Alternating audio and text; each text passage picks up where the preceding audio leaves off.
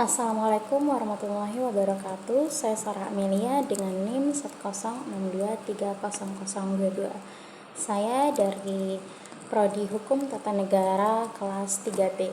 Pada video kali ini saya akan memaparkan mengenai definisi dari hukum pidana. Jadi, pada dasarnya hukum pidana adalah bagian dari sistem hukum yang memiliki fungsi mendasar dalam menjaga ketertiban sosial dan melindungi hak-hak individu di suatu negara. Hukum pidana terbagi menjadi dua, yaitu ada hukum pidana formil dan hukum pidana material.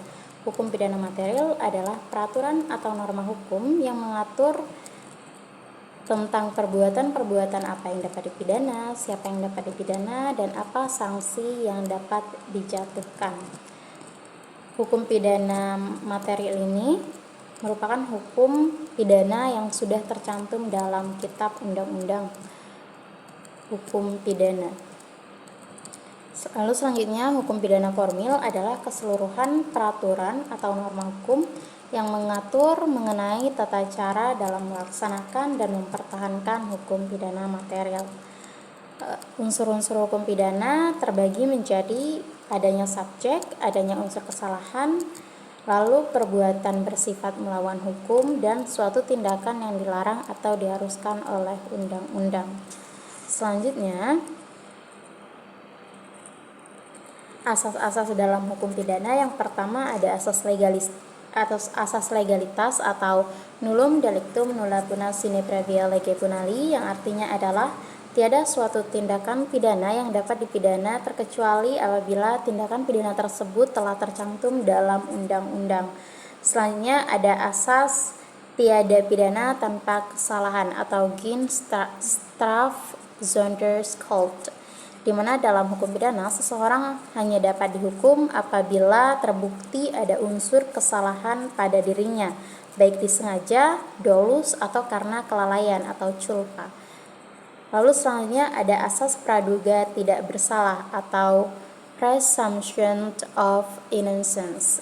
Asas ini menjamin bahwa seseorang yang didakwa melakukan tindak pidana harus dianggap tidak bersalah sampai pengadilan memutuskan dengan bukti yang cukup bahwa dia bersalah. Lalu selanjutnya ada asas non-retroaktif, di mana hukum pidana tidak berlaku surut, artinya peraturan baru tidak dapat digunakan untuk menghukum perbuatan yang dilakukan sebelum perbuatan tersebut diundangkan. Lalu yang selanjutnya ada asas personalitas, di mana pidana hanya berlaku pada individu yang bertanggung jawab atas tindak pidana yang dilakukannya. Dengan kata lain, seseorang hanya dapat dihukum atas perbuatannya sendiri dan bukan atas perbuatan orang lain. Selanjutnya ada asas teritorial, di mana hukum pidana suatu negara berlaku di wilayah negara tersebut. Semua tindak pidana yang terjadi di dalam batas-batas wilayah negara akan diadili sesuai hukum negara tersebut. Selanjutnya ada asas keadilan, di mana asas keadilan adalah proses hukum pidana harus berjalan secara adil dan mempertahankan hak-hak semua pihak, baik korban maupun terdakwa. Lalu selanjutnya ada asas proporsionalitas, di mana dalam asas ini hukuman yang dijatuhkan harus sebanding dengan tingkat keparahan kejahatan yang dilakukan. Selanjutnya ada asas ultimum remedium. Artinya, hukum pidana hanya digunakan sebagai jalan terakhir setelah semua upaya lain seperti mediasi atau hukuman administrasi tidak berhasil.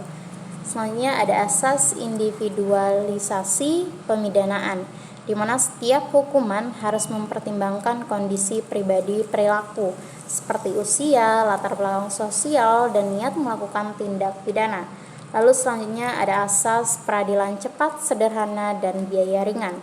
Proses hukum pidana harus dilakukan secara efisien tanpa menunda-nunda waktu.